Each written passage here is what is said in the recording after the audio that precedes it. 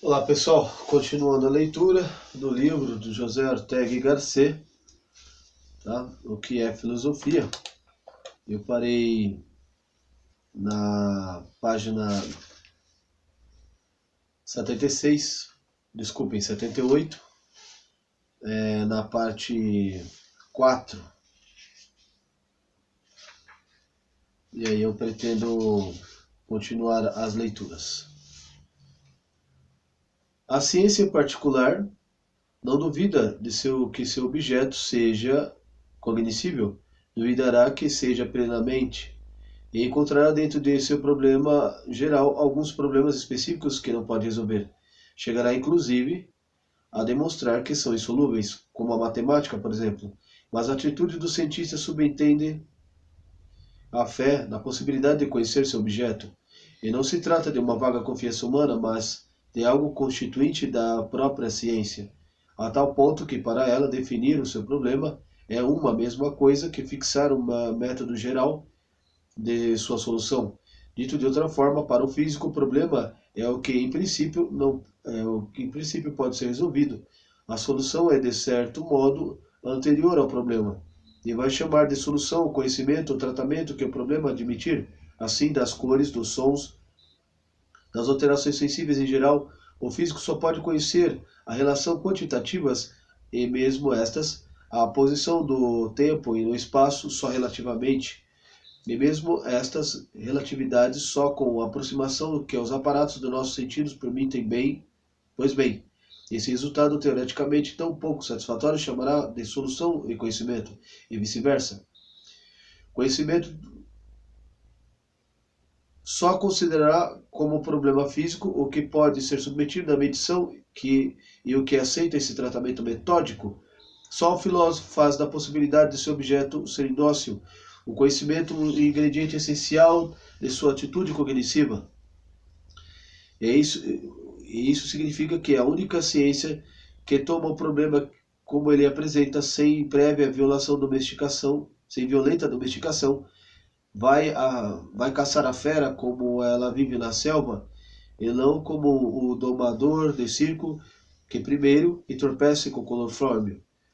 De modo que não só o problema filosófico é ilimitado em extensão, posto que abarca tudo e não tem confins, senão é o que também intensifica, é o que também intensidade problemática, e não só o problema absoluto, como absoluto problema. Quando, ao contrário, dizemos que as ciências particulares tratam de um problema relativo ou parcial, não só sugerimos que se ocupam exclusivamente de um pedaço do universo e mais nada, como que esse próprio problema se apoia em dados que são por sabidos e resolvidos, portanto, que só o meio problema. E este, ao meu ver, o momento de fazer uma observação fundamental que me estranha nunca ter visto expressa. Quando se fala de nossa atividade cognitiva ou teorética, define-se muito justamente com a operação mental que vai desde a consciência de um problema até o êxito de sua solução. Falhará na tendência de considerar como importante nossa operação só sua última parte, o tratamento e a solução do problema. Por isso, quando se pensa na ciência, costuma-se vê-la como um repertório de soluções. No meu entender, isto é um erro. Em primeiro lugar, falando rigorosamente e evitando, como exige o temperamento do nosso tempo, o utopismo, é muito discutível que algum problema já tenha sido plenamente resolvido. Portanto, não é na solução que devemos carregar o acento ao definir a ciência. Em segundo lugar, a ciência é um processo sempre fluido e aberto para a solução. Portanto, não é de fato a chegada à coisa beijada, mas a navegação tempestuosa até ela. Porém, em terceiro definitivo lugar, esquece-se de que, sendo atividade teorética, uma operação, percurso desde a consciência de um problema até sua solução, a primeira coisa que ela é precisamente é a consciência do problema. Porque se deixa isso para trás como detalhe significante? Porque parece natural e não urgente a medição de que o homem não tenha problemas? Entretanto, é bem óbvio que no problema que esteja o coração, o núcleo da ciência, todo o resto age em função dele, é secundário em relação a ele. Se quiséssemos desfrutar por um instante do prazer intelectual que o paradoxo sempre proporciona, diríamos que a única coisa não problemática numa ciência é justamente seu problema. O mais, sobretudo, a solução é sempre precário, indiscutível, vacilante e movediço. Cada ciência é primariamente um sistema de problemas invariáveis ou de variação muito limitada. E isso, o tesouro de problemas, é o que emigra ao longo das gerações e que passa de mente em mente e que constitui o patrimônio paládio da tradição da história milenária de uma ciência.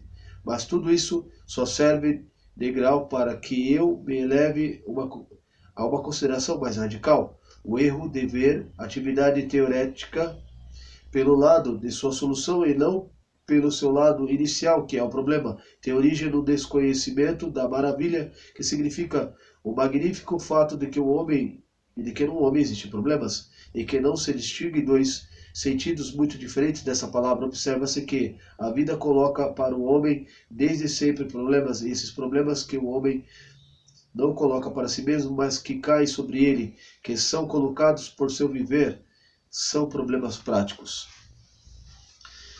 Teremos de definir a atitude mental que parece um problema prático. Estamos rodeados, cercados pela realidade cósmica dentro da qual estamos submersos. Essa realidade envolvente é material e social. De repente sentimos uma necessidade ou um desejo de, para ser satisfeito, requeriria uma realidade circundante distinta da que é.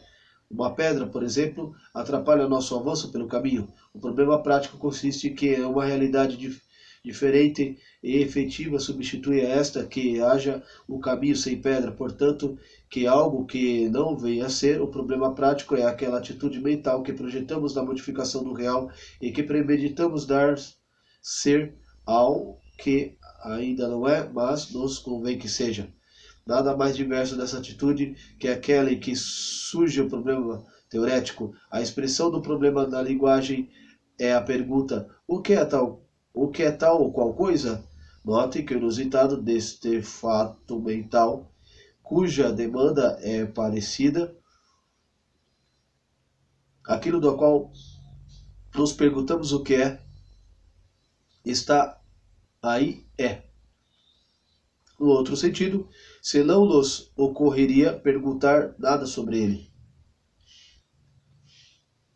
Mas acontece que não nos contentamos com o fato de que esteja aí, mas, ao contrário, nos inquieta que seja tal como é. Seu ser nos irrita porque é, evidentemente, porque isso é. E tal como está diante de nós, não se basta a si mesmo. Mas ao contrário, vemos que falta sua razão de ser. Vemos que, se não é mais o que parece ser, se não há por trás do aparente algo mais que o complete e que o sustente, seu ser é incompreensível, ou, dito de outro modo, seu ser é um não ser, um pseudo-ser, algo que não deve ser, donde resulta que não há problema teorético senão ser parte de algo que é, que está indiscutivelmente presente, e não obstante, ou por isso mesmo, se o pense como não sendo, como não devendo ser. A teoria convém reforçar a extravagância do fato, começa, portanto, negando a realidade, destruindo virtualmente o mundo, aniquilando-o a um retrocedor ideal do mundo ao nada, à antecriação, uma vez que é surpreender-se com o fato de que esteja ao refazer para trás o caminho de sua gênese. Assim, seu problema prático consiste em fazer com que seja aquilo que não é, mas convém, o problema teorético consiste em fazer o que não seja que é, e que por ser irrita o intelecto com sua insuficiência. Para mim, essa audácia do homem que leva a negar provisoriamente o ser e, ao negá-lo, convertendo-o em problema, criá-lo como problema, é o que é característico e essencial da atividade teorética, que por isso considero irredutível toda finalidade prática, seja do homem que for, isso significa que há dentro do homem biológico e utilitário outro homem luxuoso, esportivo, que em vez de facilitar a vida aproveitando o real, complica-a, substituindo o tranquilo ser do mundo pelo inquieto ser dos problemas. Essa raiz ou dimensão teorética do ser humano é um fato último que encontramos no cosmos e vão querer explicá-lo como consequência do tipo utilitário, usando para compreender quase todos os outros fenômenos do nosso organismo vivo, que não se diga, pois, que a necessidade ou o problema prático nos obriga a colocar o problema teorético. Por isso, porque isso não acontece a um animal e que se sente, que tem e sente, sem dúvida alguma, problemas práticos. Essas duas classes de problemas têm origem radicalmente distinta e não toleram a redução mútua, porque vice-versa. Um ser sem desejo, sem necessidade, sem apetite, um ser que fosse só intelecto e que tivesse problemas teoréticos, nunca chegaria a perceber o problema prático. Feita essa observação fundamental, aplicamos-la imediatamente ao nosso estudo sobre o que é filosofia e dizemos ser essencial como homo teoréticos da atividade cognitiva. É seu dom converter as coisas em problemas, em descobrir sua tragédia ontológica latente. Não há dúvida que de que tanto mais pura será a atitude teorética, quanto mais problema for o seu problema, e vice-versa, na medida em que o problema for parcial, a ciência que o trouxer conservará o resto da atitude prática de utilitarismo cego e não cognoscente, o resquício da ação e de pura contemplação. Contemplação pura é só a teoria, e sua etimologia significa literalmente isso. Sendo a filosofia o único problema absoluto, ela é a única atitude pura radicalmente teorética, é o conhecimento levado ao máximo intento, é o heroísmo intelectual. O filósofo não deixa sobre seus pés nada que lhe sirva e comoda sustentação em terra firme e sem tremor. Renuncia a toda segurança prévia, pois esse perigo absoluto faz sacrifício de todo seu ingênuo crer. Suicida-se como homem vital para renascer transfigurado em pura intelecção. Pode-se dizer, como Francisco de Assis, eu preciso de pouco, e desse pouco eu preciso de muito pouco. Ou também de Fichte. A filosofia é propriamente não viver, e viver propriamente não filosofar. Já veremos, contudo, em que o sentido essencial e novo a filosofia, pelo menos a minha filosofia, inclui também a vida. Nosso problema era absolutamente problema, porque começava admitindo essa insolubilidade, talvez dizíamos, o universo, ou quanto há seja cognoscível. E pode ser cognoscível por duas razões distintas. Uma delas consiste em talvez nossa capacidade de conhecer seja limitada, como crer, o positivismo, o relativismo em geral, o criticismo. Mas o universo também pode ser incognoscível por uma razão que as teorias do conhecimento usuais ignoram, a saber, porque mesmo sendo ilimitada a nossa inteligência, o ser, o mundo, o universo seja por si mesmo, por sua própria contextura, opaco ao pensamento, porque é irracional em si mesmo. Até esses últimos anos, não se voltou a colocar o problema do conhecimento de forma elevada e clássica. O próprio Kant foi agudíssimo, genial e de valor permanente na parte que tratou dele.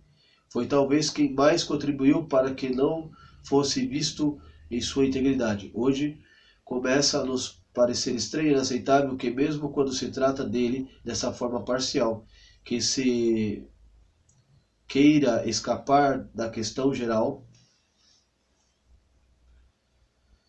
Se me pergunto como e quando pode o sujeito homem conhecer, necessito antes averiguar que, e tendo, em geral, por conhecimento que seja, quem por sujeito que conhece, assim poderia ver se, no caso particular do homem, cumpre-se as condições genéricas, sem as quais não é possível conhecimento algum. Hoje, sobretudo, depois do recente livro do grande pensador alemão Nicolai Hartmann, passa a conhecer-se o que é preciso começar por determinar quais são as condições primárias da cognitividade. O conhecimento, definido em seu caráter mais elementar, era aquela famosa trivial adequatio rei intellectum, quer dizer, uma assemelhação entre pensar e o ser. Mas já vimos que era possível um mínimo de adequatio, a qual dá um conhecimento meramente simbólico em que meu pensamento de uma realidade não parece nada com essa realidade. Como o idioma tem palavras distintas das de outro, e se contenta com uma correspondência ou paralelismo. Mesmo nesse caso mínimo, os idiomas distintos não poderiam corresponder se não tivesse, afinal, uma estrutura formal comum, quer dizer, o esqueleto gramatical que, pelo menos em parte, fosse comum a ambos. Mesmo acontece com todo o conhecimento, se é mesmo minimamente, tem que haver um mínimo de efetiva semelhança entre o ser conhecido e o pensar, ou o estado subjetivo de quem conhece.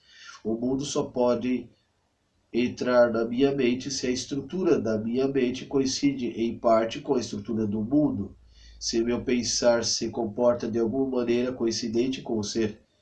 De sorte que a velha expressão escolástica adquire um sentido novo, fabulosamente mais grave. Não se trata só de agora,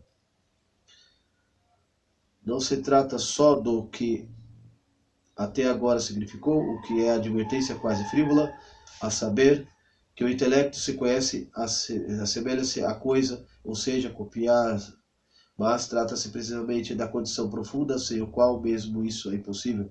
Com efeito, o meu pensamento não pode copiar a realidade e recebê-la em si, se por sua razão se assemelha ao meu pensar. Agora, pois, creio que esta fórmula também seja nova, adequatio, entre ambos os termos tem de ser mútua. Meu pensamento tem que coincidir com a coisa, mas isso é impossível se a coisa, por si, já não coincide com a estrutura do meu pensamento.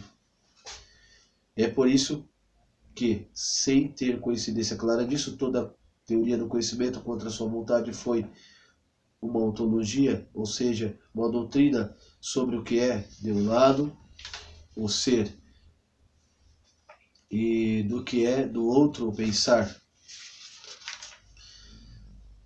Ao fim e ao cabo, o ser ou coisa particular, logo uma comparação entre ambos, da qual resulta, algumas vezes, se descobria o pensar como resultado do ser, e isso era realismo, ou em outras vice-versa se mostraram que a estrutura do ser procedia do próprio pensar. Isso era o idealismo, mas nos dois casos subentendia, sem clara consciência disso, que era necessário para justificar o conhecimento demonstrar a identidade estrutural de ambos os termos. Assim, resume Kant toda sua crítica à razão pura, nessas palavras oriçadas de tecnicismo, mas que agora, a meu ver, recobram a mais humilde e, porque a humildade desnuda a mais perfeita clareza. As condições da possibilidade da experiência, leia-se o pensamento, são as mesmas condições da possibilidade do objeto, leia-se ser a realidade. Fecha aspas. Só desse modo, repito, é possível acometer seriamente e com todo o seu ideal pavoroso dramatismo, o problema do conhecimento pode ocorrer que a textura do ser coincida completamente com a do pensar, ou seja, que o ser funcione e seja do mesmo modo como o pensar funciona, e é essa grande tese do racionalismo máximo otimismo gnosiológico. Se de fato fosse assim, para conhecer bastaria que o pensamento se pensasse a si mesmo, seguro de que, fora dele, por obedecer às mesmas leis que o pensar, o logos, a realidade coincidiria docilmente com o resultado dessa análise interna do pensamento. Por isso Aristóteles faz com que Deus, princípio do universo, consista só no pensar sobre o pensar, noesis, noesios, que só com o pensar-se a si mesmo conhece o universo. O real, segundo isso, consiste em matéria lógica, o real é racional, como vai dizer no outro extremo da história da filosofia, o outro racionalista e panlogista Hegel. Se queremos surpreender esse modo racionalista de filosofar no momento de descuido, citaremos algumas palavras de Leibniz perdidas pelo final de seus novos ensaios sobre o entendimento humano, que nunca vi citadas. Disse assim o grande otimista: Je ne reçois la chose incommunée et confusément connue que de la manière de celles qui nous sont distinctement connues. Traduzido, nota de rodapé, abre aspas, eu só concebo as coisas desconhecidas, ou conhecidas de forma confusa, à maneira daquelas que nos são distintamente conhecidas, fecha aspas. Esse homem está seguro do que é o desconhecido, ou seja, o real, além do nosso pensamento, terá um modo de ser, que consiste, ou, como eu digo, uma consistência igual a do real já conhecido, ou seja, a porção da realidade cuja consistência já ocorreu e coincidir como a do nosso pensar. Para mim, esse é o exemplo, é o lugar clássico do que chamo utopismo intelectual, quer dizer, a fé louca de que o pensamento, ao querer penetrar o real em qualquer lugar, o topos de seu corpo infinito, encontrá-lo-á transparente, coincidente com ele. Se isso é assim, e não é preciso esperar para encontrar o real desconhecido, pois se desde logo antecipadamente como se comportará. Contra essa concepção do otimismo, poremos o extremo do cepticismo, para a qual o ser não coincide em nada com o pensar, portanto, para a qual todo conhecimento é impossível, no meio de colocarmos a posição que parece mais sensata, a saber, ao que afirma que o ser só em parte coincide com o pensar, que é só certos objetos que compõem como se comporta o pensar, isto é, logicamente, uma teoria do conhecimento regida por esse terceiro ponto de vista, cuidará de desenhar severa e verazmente a linha de coincidências e discrepâncias entre o universo e o pensamento. Desenhará um mapa do que é objetivo, onde haverá zonas civis ou em que o pensar pode penetrar zonas impenetráveis, zonas irracionais do mundo. Por exemplo, os números formam uma província de objetos maximamente conhecidas como o logos, até o ponto de se ter acreditado ser possível racionalizar toda a matemática e construí-la puramente com lógica, mas nesses meses vivemos uma das grandes gloriosas batalhas do intelecto que acontece na história e que, junto com a física atual, bastaria para enobrecer a nossa época na vasta procissão dos tempos. Refiro a tentativa de Brouwer e Weyl fazem de demonstrar a discrepância parcial que há entre a consistência do número e dos conceitos, portanto, a impossibilidade de uma matemática lógica formalista, a necessidade de uma matemática fiel à peculiaridade de seu objeto, que eles chamam de intuicionista. Fecha aspas. Uma matemática que não seja lógica e sim precisamente matemática. Se na matemática ascendermos a objetos mais complicados, a matéria física, a vida orgânica, a vida psíquica, a vida social, a vida histórica, a dose de irracionalidade e impenetrabilidade, e o puro pensar crescer E mais provável é que, quando o objeto que se trata nada menos que o universo seja máxima, a sua parcela selvagem e inteligível pelos meios do puro logos tradicional. Na física, a razão ainda caminha tranquila, mas, como Bergson disse admiravelmente, se bem que por motivos menos admiráveis, abre aspas, fora da física é preciso inspecionar a razão pelo bem senso, fecha aspas. Isso que Bergson chama de bom senso é o que chamei muito formalmente da razão vital, uma razão mais ampla que a outra, para a qual são racionais muitos objetos que, para a velha reason ou razão conceitual ou pura, são de fato irracionais. Mas também seria um mal-entendido, porventura, os mais graves de todos, interpretar a definição da filosofia como a doutrina do universo, a tendência de construir um máximo corpus filosófico como uma recaída ingênua na velha metafísica. Essas objeções externas, políticas pedagógicas e higiênicas ao pensamento que avança em virtude da razão interna são sempre pueris, frívola, vou dizer mais, carentes de veracidade teorética. Em geral, todo aquele que ataca uma obra de teoria por motivos forasteiros a ela própria mediante argumenta hominis e ad hominem, declara automaticamente sua incapacidade como homem de teoria. Não vale falar das coisas que vem seguindo sem entrar nelas. Não vale o verbo bere e que se desvia das questões mesmas sobre as quais precisamente se pretende sentenciar. Eu incito as novas gerações da intelectualidade espanhola para que seja extremamente exigente nesse ponto, porque esta é a condição essencial para que chegue a existir no país a sério ou e com verdade vida intelectual. Abre aspas, o resto não é, como diz o personagem de um romance espanhol, mas que carroceria, fecha aspas. Uma filosofia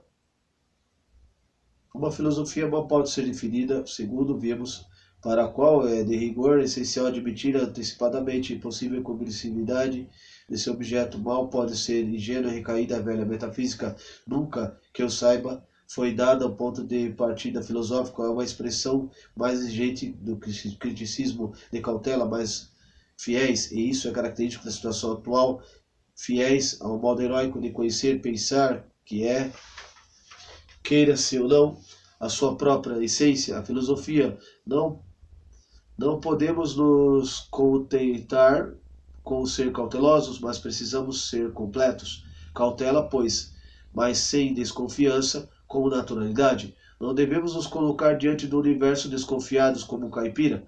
O positivismo foi uma filosofia caipira, como Hegel disse. O medo de errar já é um erro. Se analisado, descobre-se que, no seu fundo, o medo de verdade, fecha aspas, um filósofo que está disposto ao máximo perigo intelectual, que expõe íntegro seu pensamento tem a obrigação de exercer a plena liberdade, livrar-se totalmente, inclusive dessa desconfiança camponesa diante de uma possível metafísica.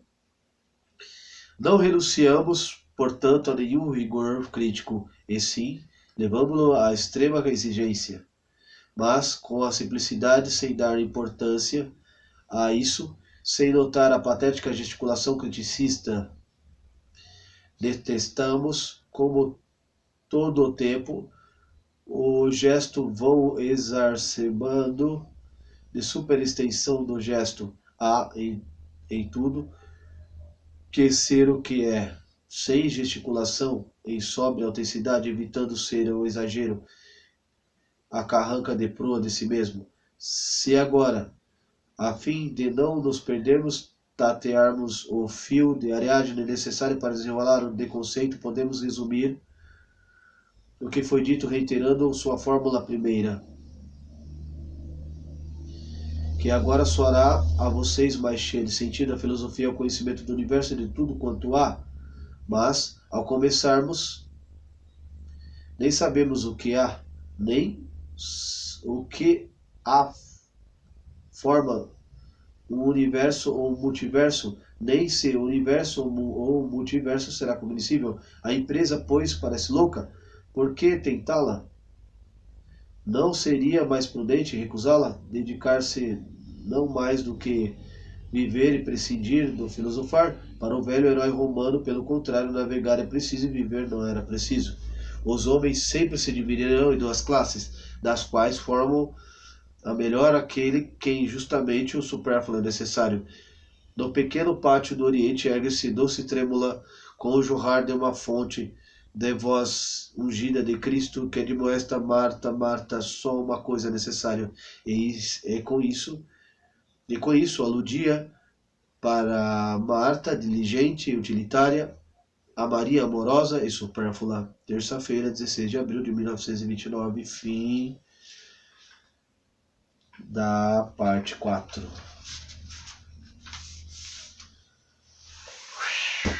Hoje foi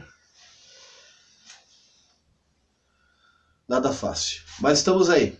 Ortega y Gasset.